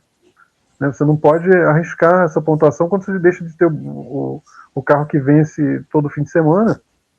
Você começa a ter que administrar uma vantagem que tende a diminuir. E aí você faz uma escolha. Agora, a Ferrari se mostrou segunda força, mas nunca deu o passo, de fato. Ela teve um ótimo ritmo em uma prova ou outra, mas assim, ela não se colocou de fato como uma grande ameaça consistente à Mercedes. Quem fez isso foi a McLaren. A McLaren, quando subiu de estágio, ela se colocou agora com uma equipe de bater de frente com a Mercedes. A Ferrari chegou perto, mas ela não deu o último passo. Então, assim, a impressão que dá é que a equipe mesmo não trata os pilotos como se fosse uma candidata séria ao título, não vê no Hamilton condições de fazer uma campanha séria ao título esse ano, provavelmente. E assim, a grande questão que eu diria, Lucas e João, é a seguinte: há que se acordar que a equipe não perca tempo em batalhas internas, né? Então, assim, olha, temos um delta de velocidade diferente, vamos estabelecer aqui 3 décimos, 4 décimos, meio segundo, que seja, de diferença entre um e outro. Nas 2 voltas antes de alcançar, tem essa condição, a gente troca a posição. Alguém está perdendo tempo, troca a posição. Se não conseguir abrir, não conseguir atacar, devolve. Seja, discuta o que quiser, mas você não perder tempo com o companheiro de equipe, quer dizer, não perder avanço, porque a gente viu, essa corrida ficou muito clara. Instintos de que o pneu, muita diferença entre pneu novo e pneu usado, e uma vida curta muito pequena do pneu. Então você tem aquelas voltas prime ali que você tem que aproveitar para poder avançar, né? Então você perde 2, 3 voltas atrás de alguém mais lento naquelas voltas prime, você compromete completamente a sua estratégia, pelo menos o seu posicionamento vai ficar ameaçado. O Hamilton ficou falando que ele deu aquela declaração forte de que quer vencer, de que está aí para vencer, tá bom, mas ele não ia vencer essa prova, né? Mas ele viu a troca de posições da Mercedes e quis alguma coisa parecida. Só que ele não pode reivindicar isso da forma como ele reivindicou publicamente, assim, ele quis botar pressão na equipe e tudo mais. O desempenho dele não dá esse lastro, não que ele esteja andando bem, ele está andando bem, é que o Leclerc também está andando bem. Eles não estão com a margem de diferença tão grande entre si para você reivindicar de uma maneira tão enfática. Na verdade, ele foi atrapalhado ali, da minha cabeça foi uma volta, João, acho que foram 2, eu não verifiquei isso, mas ele perdeu pouco tempo ali atrás do Leclerc. Claro que é o avanço, você talvez tenha custado o pódio a ele no final das contas pela questão não do... Não ia fazer tanta diferença, tá, Márcio? Não ia fazer, porque não ia fazer tanta diferença, ele ia chegar em terceiro, talvez. Ele ia garantir o terceiro lugar, né? Isso, e quando ele também é pedido também para ceder posição, também reage de forma parecida, porque eles estão marcando território ali. Mas a questão é que um acaba atrapalhando o outro. Então, assim, eu não sou contra o piloto ter fome de vencer, não sou isso, mas assim, do ponto de vista do gerenciamento da equipe, não se pode jogar tempo fora em disputa interna. No momento atual, felizmente ou infelizmente, enfim, não vou aqui postular de que é pior ou é melhor, mas eu não gosto tanto desse tipo de corrida em que o posicionamento significa tão pouco. Que você não faz sentido muitas vezes você ficar à frente segurando. Eu gostava disso, de um piloto fazer a pole e largar bem, arriscar de repente umas primeiras voltas. Eu não estou falando só do estilo que era do Ayrton, por exemplo, lembro de Espanha 81, o Villeneuve lá, que faz uma largada dragster, consegue alcançar a liderança e fala, agora eu só saio daqui morto. Né? Eu gostava disso, eu gostava do piloto poder ficar segurando posição. Mas a Fórmula atual é uma dinâmica diferente de prova, e você tem aquele negócio, você não está correndo contra ele. Você se encontra na pista, mas na verdade é ilusório, você está correndo contra outra pessoa. É um estilo de corrida, não é o meu favorito, mas é um estilo de corrida, e a gente tem que jogar conforme as regras. Quer dizer, se é assim, é inadmissível que você perca tempo com o companheiro de equipe quando você está numa estratégia diferente. Eu concordo com isso. Agora, sempre a gente cai em filigrana, quer dizer, como é que a gente vai falar, mas então temos que estabelecer qual seja o delta de velocidade. A Ferrari, não tem que piloto ficar sugerindo, escuta, olha, seria ótimo se ele saísse na frente. Não, a Ferrari tem que tomar a rédea da situação. Fala assim, Charles, ele está numa janela diferente, abra caminho. Botar protocolos, criar protocolos, olha, a situação. Porque na Mercedes, o discurso do Russell foi esse. Aquilo ali já estava meio que combinado. Se alguém tivesse com um pneu diferente, outro tire diferente, a gente não ia abrir caminho. Ele até falou, se fosse contrário, com certeza ia ser a mesma coisa, né?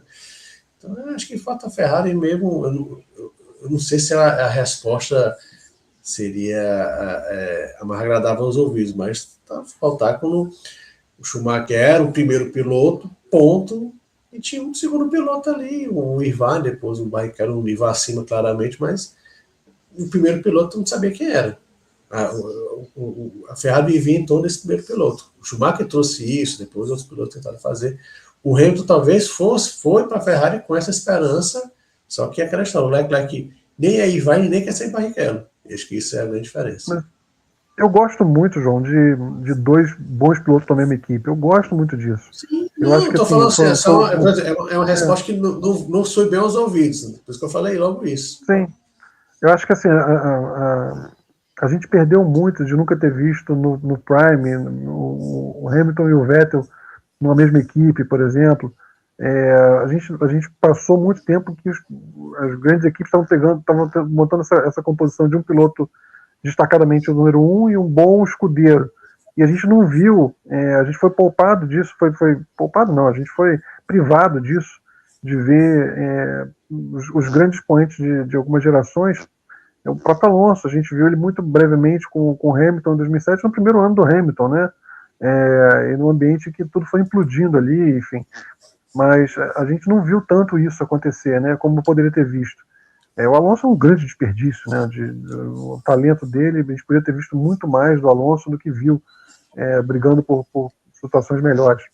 Então, no caso da Ferrari, ela tem 2 pilotos que são muito bons. Eu sempre falei aqui com vocês que eu acho que os números do Leclerc não fazem justiça ao potencial dele. Claro que ele tem momentos apagados e tudo mais, até fez uma grande ultrapassagem nessa corrida.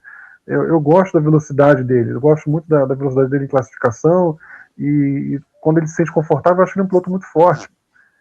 Mas precisa de gestão. Acho que todo mundo aqui concorda com isso. É bom que haja 2 bons pilotos numa equipe, a gente gosta de poder comparar um com o outro, e nesse caso foi muito rico, porque a gente viu eles no carro semi-asa, está vendo agora nesse novo regulamento, como foi diferente a própria hierarquia de desempenho entre eles, né? Mas precisa ter gestão nesse contexto atual, em que um piloto muitas vezes não está correndo contra o outro, eles se encontram na pista, mas na verdade é todo mundo correndo contra o relógio, enfim, em estratégias diferentes, você não pode perder tempo. Então, concordo com tudo que vocês falaram, como o Lucas falou, remete mesmo a Imola 82, em que a equipe deixa os pilotos numa situação confusa, e deixa o problema crescer demais, muitas vezes. E na mão deles, então, que é pior, talvez, é na mão deles. Então eles fazem o que acham melhor. Então, às vezes, o que é melhor não é o melhor para a Ferrari. E isso dá essas confusões. Eu levantei aqui o dedo, até para a gente falar também um pouquinho de Zandvoort, vou falar um review rápido. A gente falou que no Huckenberg ele estava colocado o melhor do resto. O Liam Lawson levou a Red Bull ao 7º lugar, ele que foi defenestrado da Red Bull depois de 2 corridas ano passado, ele foi com o problema do Isaac Hadjar, ele tem uma fissura no pulso lutando no boxe, né? O cara que gosta muito de artes marciais, ele acabou tendo uma fissura no pulso, e ele foi substituído pelo Liam Lawson, e o Liam Lawson foi um trabalho bem arroz com feijão, um carro que eu não conhecia, chegou em 7º lugar, trabalho decente. E lógico, a gente falou aqui de Fernando Alonso, foi um grande destaque do pelotão intermediário. A Aston Martin chegou com um motor Honda totalmente novo, os pilotos sentiram um pouquinho uma viciada no novo motor, não se destacaram em nenhum treino, não foram para o Q2, nem para o SQ2 na sprint, nem para o Q2 no Grande Prêmio, mas o Alonso, usando sua experiência, sua finesse, seu talento, ele soube aproveitar do caos ao redor, ele fez uma estratégia diferente, ele não parou no safety car virtual, nisso ele chegou em 9º lugar, melhor posição da Aston Martin. O Alonso foi até muito elogiado para Adrian Newey. Alonso é um cara excepcional, que a gente fala, ele teve escolhas erradas na carreira, mas ainda com 45 anos, panela velha é que faz comida boa. E para encerrar aqui, essa semana a Williams anunciou que seus 2 pilotos eles renovaram o contrato. O Carlos Sainz meio que... Então, eu acho que... João, interrompendo você, acho que existe uma maldição de renovação de contrato, rapaz, porque o Max, ele renova e estampa o muro na primeira volta. Aí me vem a Williams e os 2 pilotos renovam e... Fazer isso. É tal coisa, né? Tem aquela tônica de que não existe nada tão ruim que não possa piorar. A situação da Ferrari foi complicada, mas a da Williams foi essa aí. Não, e que é pior, eles estavam brigando pelas últimas posições. Eu gosto de comparar, nós crescemos aqui na... a famosa bagagésima posição. O rabo da vaca, como diria Milton Rubinho. Grande abraço, Milton Rubinho. Eu gosto, a gente crescer na virada da década de 80 para 90, nossa educação da Fórmula 1 foi aquela, e a gente lembra, McLaren forte, né, Ferrari, e o Williams também forte. Então eu gosto muito de comparar o Williams com o McLaren, e o Márcio elogiou bastante como a McLaren tem uma engenharia muito forte, desenvolve carro, e a Williams ficou muito para trás, mas muito para trás mesmo. Impressionante como a equipe não vai. Esse ano eles erraram feio a mão. Erraram feio, inclusive em peso do carro, carro muito pesado, é o pior carro com motor Mercedes, a Williams anda de motor Mercedes e ainda assim anda lá para trás. Atrás da Alpine, que pontuou nas 2 corridas com o Gasly, mas a Williams está errou totalmente. E o Carlos Sainz teve que renovar mesmo por falta de opção. O Albon, o que viesse era lucro, que renovou por mais um tempo. Mas são 2 pilotos já na casa dos 30 anos e corre o risco da Williams ser o cemitério da queda dos 2. O Carlos Sainz, que a gente, ele era meio que ao contrário do Fernando Alonso, ele sempre acertava nas suas mudanças de equipe, ele sempre, às vezes ele estava numa equipe boa, então pensava, ele vai para a equipe tal, mas vai se dar mal, mas a equipe que ele saía, caía e ele ia para outra equipe melhorava, como foi da McLaren para a Ferrari, por exemplo. Mas eu acho que a saída para a Williams pode significar o final da carreira do nosso Carlos Sainz. Eu gosto sempre de falar, o Carlos Sainz bom é o pai, não o filho.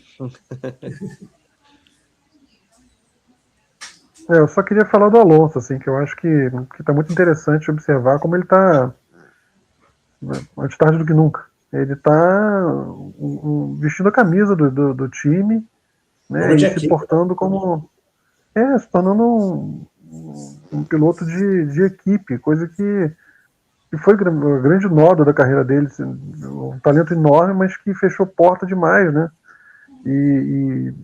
Enfim, sabia o quanto ele estava andando, mas muitas vezes ele não era um cara producente, né? E ele dessa vez está sendo, então é interessante assim observar essa postura do Alonso nessa altura, e tomara que tenha tempo de colher o fruto e a gente possa vê-lo andando bem. Eu gostaria muito de ver o Alonso vencer mais um grande prêmio.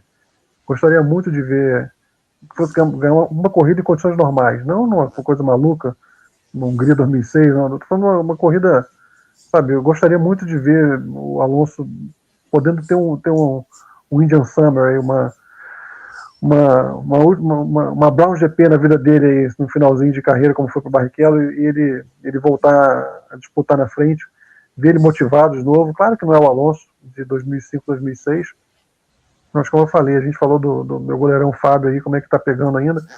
Bora, Alonso, bora para cima. Eu queria muito ver ele colhendo os frutos disso, porque eu concordo com ele, o Edenil vai pegar a mão disso aí, em algum momento vai fazer um carro mais decente, não sei se um carro brigador, mas um carro mais decente, e eu gostaria de ver o Alonso, antes de encerrar a carreira, eu gostaria de ver o Alonso voltando a brigar por coisa grande. Sobre o Max Verstappen, rapidamente, assim, eu acho já que ele começa a entrar no momento crítico da carreira dele, assim, essa renovação dele não me parece ter sido uma coisa assim tão por opção, mas talvez um pouco por falta de opção. Ele está um pouco pequena Brabham no final dos anos, no final do pequena Brabham ali, de falar, bom, agora eu tenho que sair do conforto. Ele está muito confortável ali, já ganhou os títulos, já ganhou dinheiro, está numa equipe que gravita em torno dele, ele pode fazer as corridas dele fora da Fórmula 1, ele tem um monte de privilégios, um monte de coisas, mas assim, tudo indica que a Red Bull não vai melhorar tão cedo, é o que está parecendo, pelo menos, que vai ser uma equipe que vai voltar lá para cima, não está parecendo isso, e está com esse cheirinho de Piquet, de Brabham aí nos últimos tempos. Então o Max, ou o próprio Mark Marques na Honda nos últimos anos, que estava lutando, dando murro em ponta de faca. Eu acho que todo grande campeão ele engrandece quando ele consegue vencer numa segunda equipe, eventualmente numa terceira equipe. Engrandece uma carreira. Quando chega um ponto que você começa a ganhar tudo, mas de certa forma uma repetição, né, como foi o Max, 4 títulos que na verdade foram quase como um título só, não um título só porque mudou muito de 21 para 22, mas assim, foi uma sequência, né? E ele vai. O que pode engrandecer a carreira do Max? É um segundo ciclo vitorioso, né? Estabelecer um segundo ciclo vitorioso, preferencialmente numa outra equipe. É o tipo de coisa que realmente pode engrandecer uma carreira já tão vitoriosa como a dele. E essa renovação é uma coisa que, não sei, pode ser que prive a gente de ver o Max brigando por coisas que o talento dele faz por merecer num período de médio prazo aí. O que me chamou a atenção foi uma declaração do Max dizendo que ele estava mais perto de cair fora da Fórmula 1 do que ir para uma outra equipe, né? Ao mesmo tempo que a gente sabe que ele tem um canal aberto com o Toto Wolff, de conversa. Passou férias com o Toto Wolff, tem foto e tudo, inclusive com o André Quintanilha também. Eu tenho uma teoria que... diziam as más línguas que o George Russell estava lavando o convés da lama. Do iate. Ele que estava lavando, eles estavam tudo ali de boa, no relax, e o George Russell estava lavando. Ele foi lá, eu quero ir também. Mas uma teoria para mim que o Toto Wolff, como a gente até falou aqui do vídeo, ele não quer uma repetição de um Lewis versus Nico, de jeito nenhum.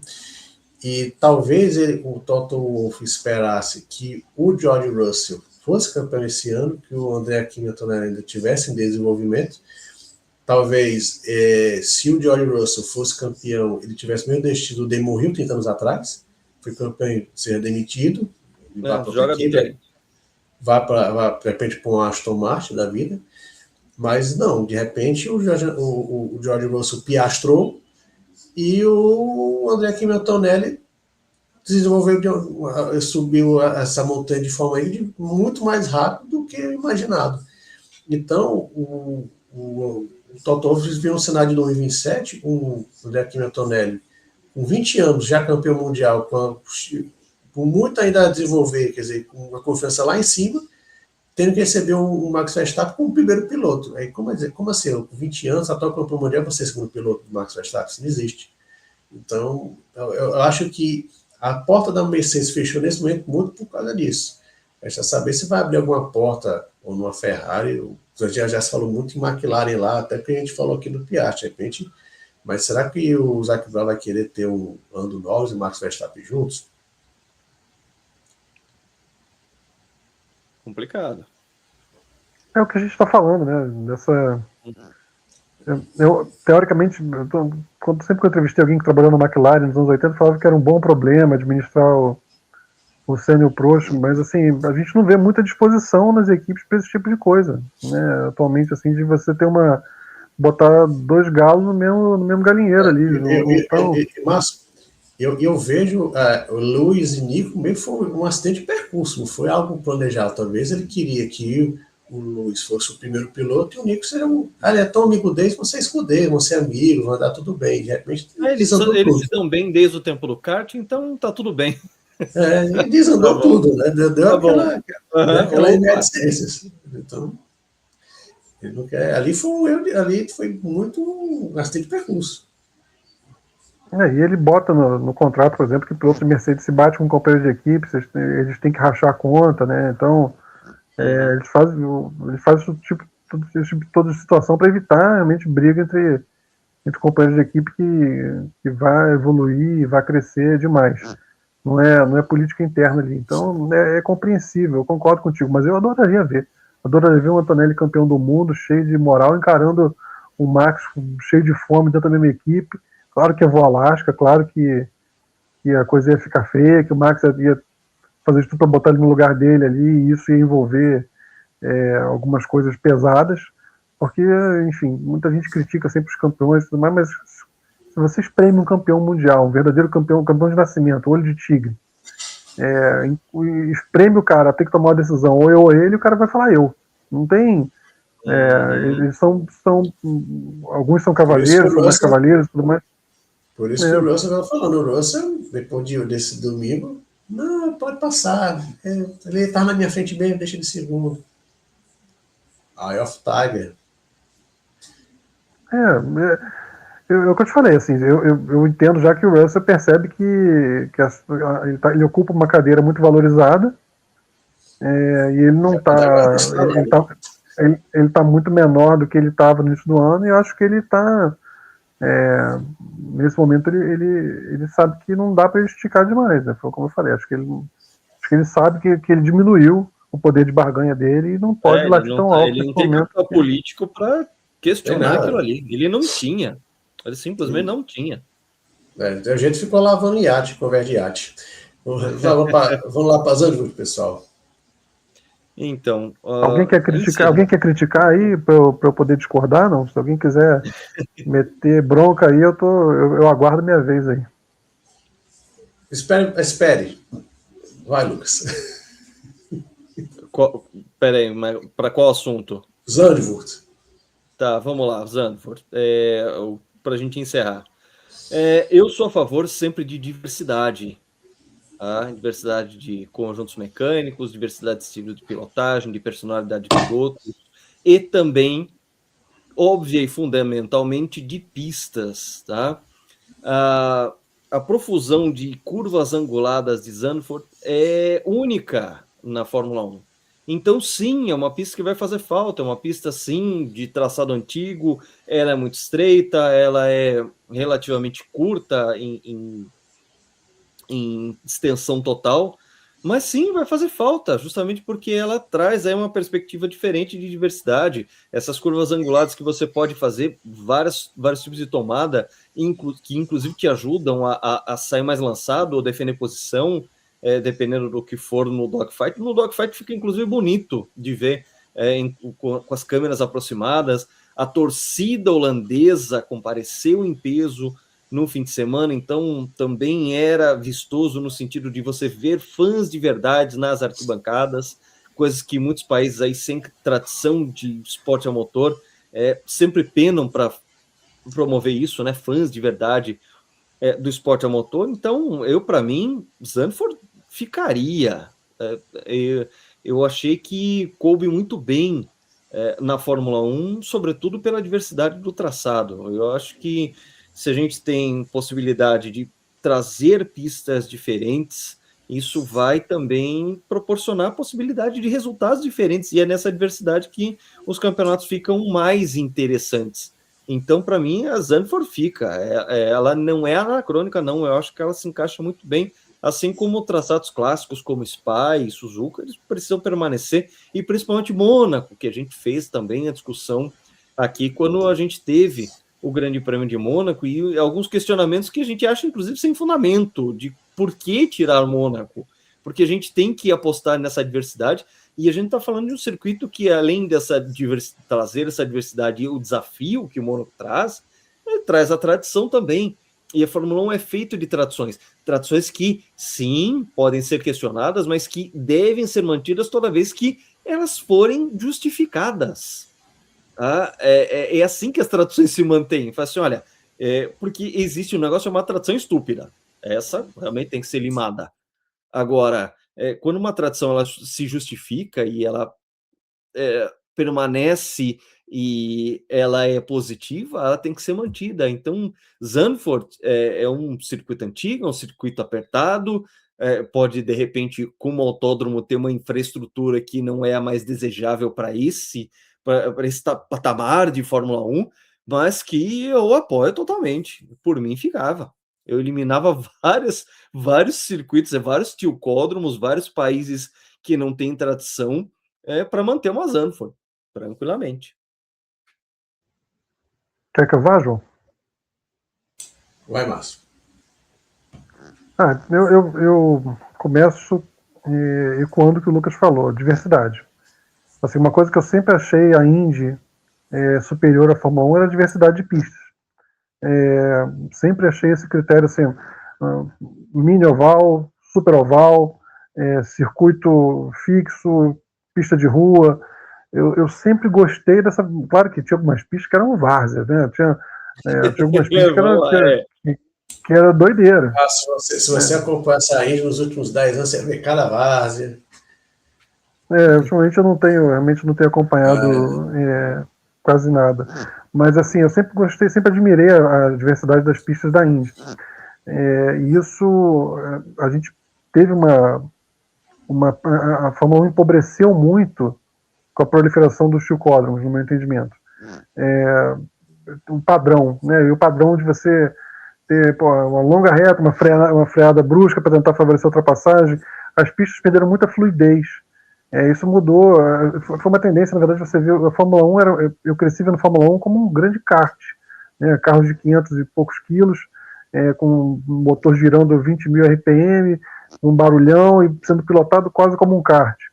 E isso foi mudando, foi virando um carro muito mais pesado, de muita velocidade reta, de frenagem em linha reta, curva de baixa, muito pouca velocidade, depois muita velocidade de aceleração de novo. Não é exatamente como eu cresci, e naturalmente minhas melhores memórias não estão muito em articulação com isso.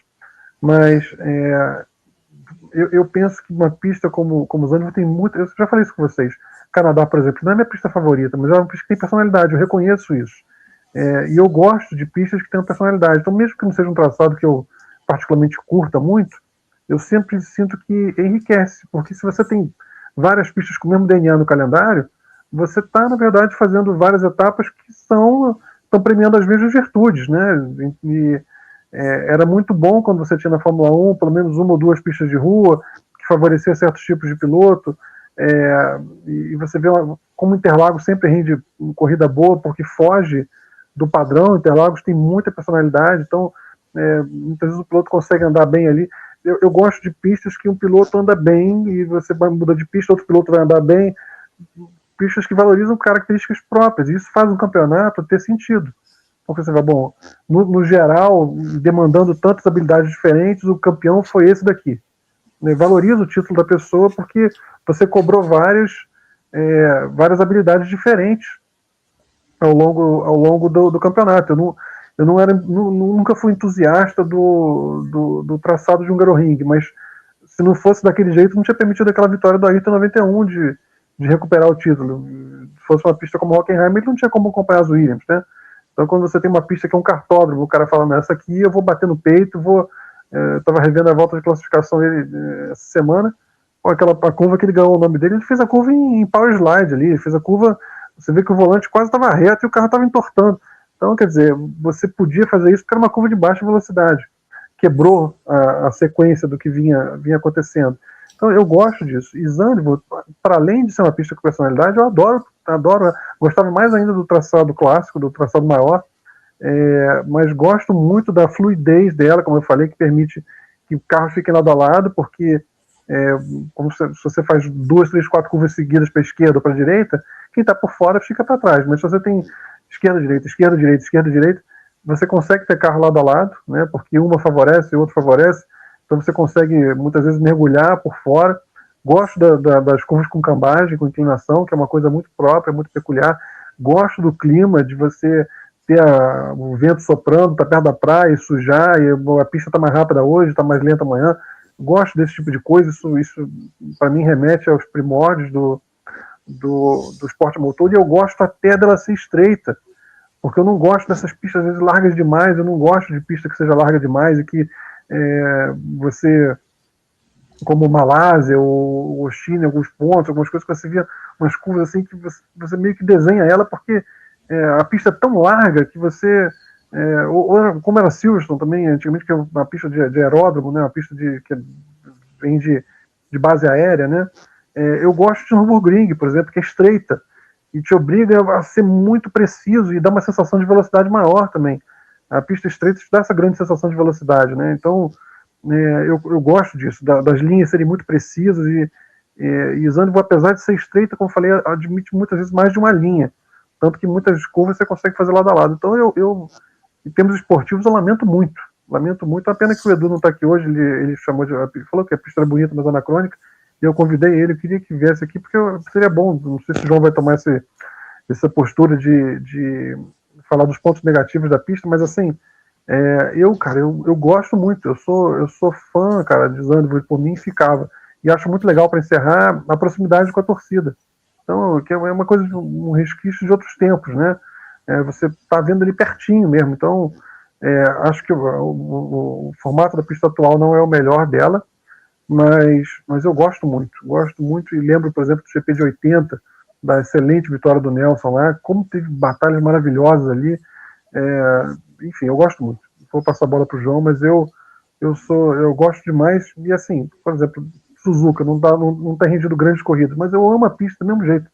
Para mim tem que continuar, e a gente tem que tentar trazer.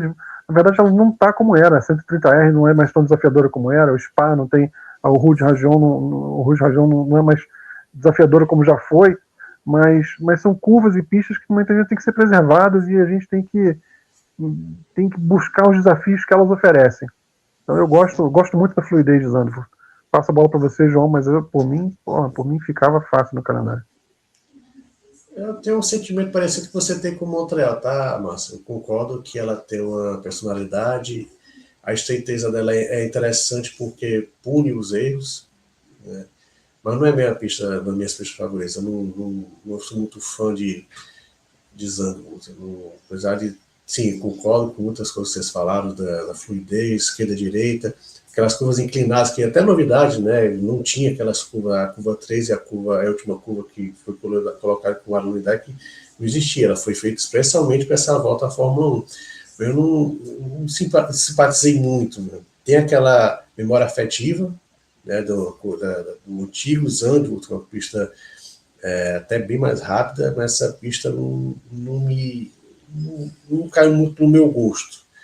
Mas sim, eu até coloquei, né, porque vai fazer falta, porque é uma pista que tem sua personalidade, tem o fator Verstappen de torcida, que é muito bonita, as festas que a torcida neerlandesa fez quando o Verstappen venceu foram muito bonitas, festas muito bonitas. Mas aquela história, a Fórmula 1 vive um momento que, mesmo sendo um sucesso de público, até na transmissão tinha 325 mil pessoas no final de semana.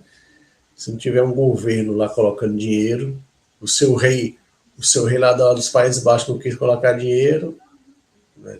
Infelizmente, Zandvoort foi mais uma vítima dessa sanha da Liberty Media de colocar pista onde é que tem o dinheiro. Ele não vai onde é que está a torcida, onde é que está os fãs, tá onde é que está o dinheiro.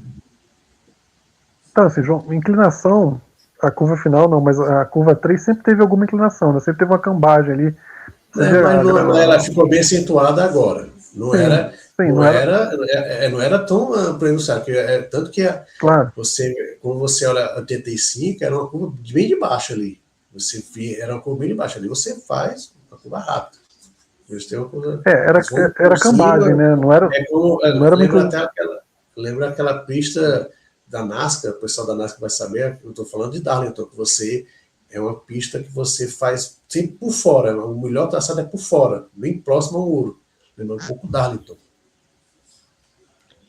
É isso. Tem essa corrida de 63, que é a vitória do Jim Clark lá, né? Você vê que ele sempre derrapava do mesmo jeito naquela curva ali, toda volta após volta, ele derrapava o carro do mesmo jeito sempre ali, o grande Jim Clark. Claro que você vê que a corrida no final tinha só 5, 6 carros ali, quase não tinha mais a movimentação nenhuma, mas é bonito ver como ele, naquela curva 3, ele sempre escorregava do mesmo jeito, no mesmo ponto, e controlava o carro, né? É um registro raro aí do Jim Clark correndo e que mostra um pouco do brilhantismo dele, da genialidade dele. Genialidade que a gente sempre exalta aqui. Quanto mais eu sei sobre o Jim Clark, mais eu admiro o cara. Ele era absolutamente genial. Eu não tenho muita dúvida de que foi o maior talento natural da história da Fórmula 1. Porque ele era um pastor de ovelha que, de repente, se revelou o cara mais rápido do mundo com qualquer tipo de carro. Esse era o grande Jim Clark, de pastor de ovelha na fronteira da Escócia para o homem mais rápido do planeta em 4 rodas. Senhores, encerrando a pauta aqui, agradecendo aí a análise de vocês, agradecer mais uma vez ao Suard, né, o RC Suard, que mandou mensagem para a gente. Não sei se ele vai ficar tão grato daqui 2 semanas, quando a gente tiver o Grande Prêmio da Itália. Vai ser difícil a gente não falar de super clipping, de regulamento, do senhor Stefano Domenicali e todo o seu comportamento que a gente sempre questiona aqui. Mas rapidinho a palavra para vocês, as considerações finais. Minha consideração final, tá levantando o dedo aqui para ter a oportunidade de falar, né? Vai ser um pouco diferente, né? Saudações aeronáuticas, Força Lito. Força Lito. É isso aí, Márcio. Isso, com certeza. Não, com certeza. Acho que a gente pode terminar mesmo com Força Lito. Um cara muito bacana, um cara muito legal e que tudo possa correr da melhor maneira possível para ele e para pessoas que estejam passando por situação semelhante, né? Sim, o Lito, quando a gente fala em internet, ele é uma grande referência, certamente é uma inspiração para a gente aqui, enquanto canal de YouTube, e a gente deseja o melhor e que ele possa achar tratamento e que ele possa retomar os trabalhos. A gente manda aí energias positivas para que o Lito possa, apesar de ser uma situação muito difícil, para que ele possa sair dessa e que ele fique bem, a família, todos os fãs, a gente enquanto fã também. Esse aqui é o GP Total, grande abraço a todos e até a próxima.